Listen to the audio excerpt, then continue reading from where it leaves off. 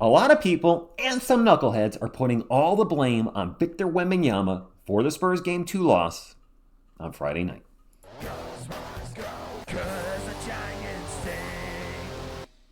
What is up, San Antonio Spurs fans? Welcome to TSR Sports. I hope you're having a great weekend. And real quick, before anybody jumps in the comments and saying TSR is wearing a Knicks shirt, no. This is an Under Armour workout shirt. No way I would ever wear a Knicks shirt. Anyways, that was a really tough loss to the Knicks in Game 2 on Friday night. It felt like a must-win game. Of course, every game moving forward is even more of a must-win game. But game number 2, with all that momentum, that huge fourth quarter comeback, and if they win the game, they're riding high into New York.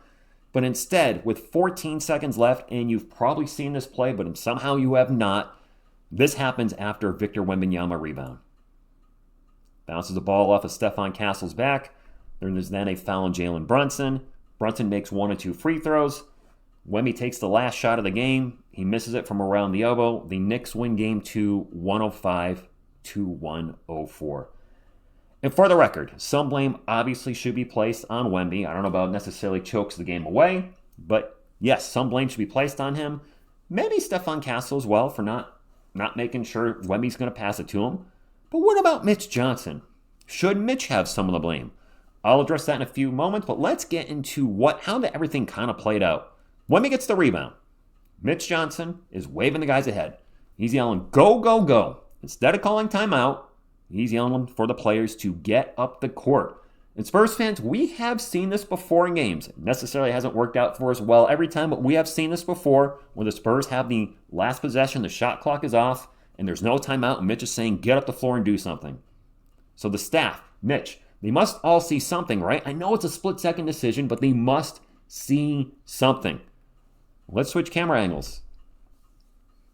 All 5 of the Spurs players are at the free throw line or behind it. Look where they are. We got 3 guys in the paint, Stephon Castle right around the free throw line there near the elbow, and Wemby in the back near the baseline near Karl Anthony Towns. Nobody is ahead of the New York defense. I get the go, go, go if you have a player standing right underneath the rim. It's like, get it up to him, try a layup, whatever.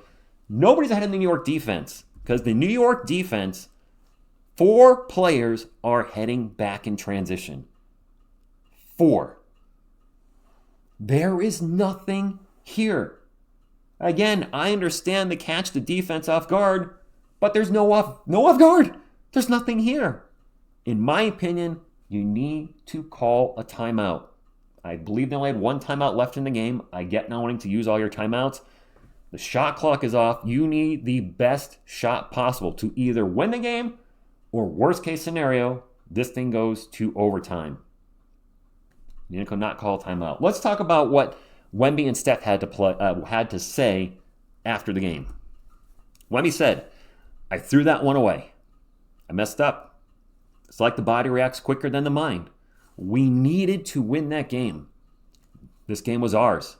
But at this point, it's done. Am I going to regret it? Yes, of course. Am I going to use that to fuel me and fuel us in the next game? Absolutely. Credit to him for owning the mistake. And second, I hope we see the most aggressive Wemby we have ever seen in game number 3 tomorrow night. I'm talking about Wemby from the game 1 opener versus Dallas, times 2, times infinity. I want to see Wemby P from start to finish. Leave it all out on the floor because you can't go down 3-0. History's not on the Spurs side if they go down. It's not on their side right now, being down 2-0 with the first 2 losses being at home. But going down 3-0, no NBA team has ever come back from 3-0. There's a limited sample size from being down 2-0 with the first 2 losses being at home, I believe. But 3-0, forget it. Hasn't happened in the NBA. I think it's happened in the NHL twice and in baseball once. What does Stephon Castle have to say after the game? I didn't see him throw it to me. Yes, we realize that. It hit you in the back. I see Vic has the ball. Tie game. I was just trying to give Vic space. The thing about this is Wemby has brought the ball up before. I'm not the biggest fan of this. Get it to one of your guards. Get it to Fox, Harper, Castle, whoever. But he has brought it up before. Now, in this scenario, he only had Cat near him. Where I really don't like it where Wemby brings up the ball is when he has a bunch of smaller defenders, or wings and guards, whatever, trailing. because that's when the ball's likely to be turned over. They get in there. Vic's got a high dribble because of his height, and we run right in and boop, poke that ball right out. Let's get back to the topic at hand. The blame. The Game 2 loss. Wemby chokes away. Do you agree? No, I don't think this is all on Wemby. I'm going to put, my opinion, 15% of the loss on Wemby, 5% on Stephon Castle, and 80% on Mitch Johnson. I absolutely think a timeout should have been called. I believe it's Jalen Brunson that made the missed shot. Wemby gets the rebound around 15 seconds left. Call a timeout. And if he calls a timeout, we don't, the butterfly effect. That turnover doesn't happen. The foul, the shot's different at the end of the game. Maybe it's not even Wemby. That whole sequence just was ugly. Wemby's shot even took too long to get off. Give yourself a little time to get an offensive rebound. I don't know how that play was drawn up. If that was the plan, one and done. Everything the last 15 seconds that could have gone wrong went wrong for the Spurs, and it starts with the coaching. Mitch has done a fantastic job this year. I still think he should have been Coach of the Year. I'm not part of the Fire Mitch crowd. I know some of you are going to say it in the chat, or not in the chat, in the comments. You're going to be like, TSR, fire Mitch. I've already actually seen it. Fire Mitch. Okay, you're entitled to your opinion. He's a rookie coach that's going to make rookie mistakes, and I think he made a mistake that night, just like our players. Our young team, the second youngest team ever in the NBA Finals, is going to make mistakes, and they made mistakes in the biggest stage of all, Game 2 of the NBA Finals. Real quick, I want to talk about the amount of New York Knicks fans that were at both Spurs games. You guys are in the chat, me while I was live, were like, why are there so many Knicks fans here? And I caught this morning. Here's Game 3 ticket prices and Game 4 ticket prices. They're both over $10,000. And I don't know how accurate that is. I'm not really too familiar with NBA Central. But seeing ticket prices yesterday, it did seem like the ticket prices for Game 3 at MSG were around $8,000 to $9,000. So this doesn't seem too off, which means to see both games in New York, whether you're a Spurs fan or Knicks fan, would cost you over $20,000. Doing some research, I also found that Knicks fans have been saying that the cost to fly to San Antonio and back, and to stay there, and to see Game 1 and 2 was less than the cost to see one game in New York. So if you're wondering why there's so many Knicks fans there, because it was a heck of a lot cheaper seeing in New York. And some of you, by the way, have said in the live streams, TSR, go to a game in New York.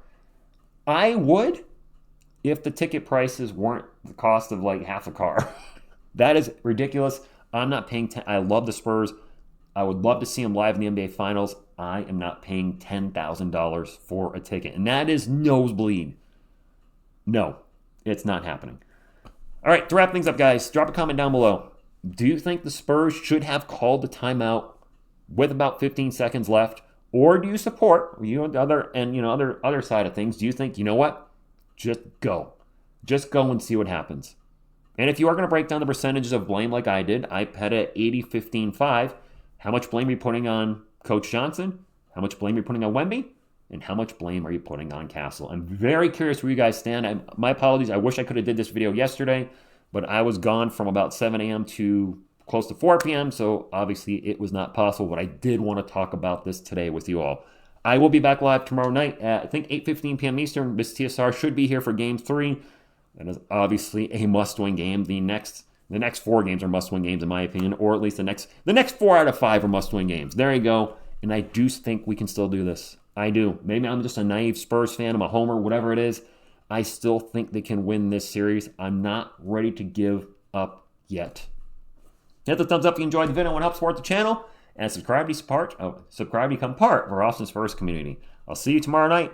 Oh, by the way, actually, I forgot to mention, more why I think the Spurs will win. I'll address that in a video tomorrow. I kind of glossed over it. My apologies. One take TSR. So there you go. Like, comment, subscribe. Until next time, thank you, and as always, go Spurs go. Go Spurs go. Good.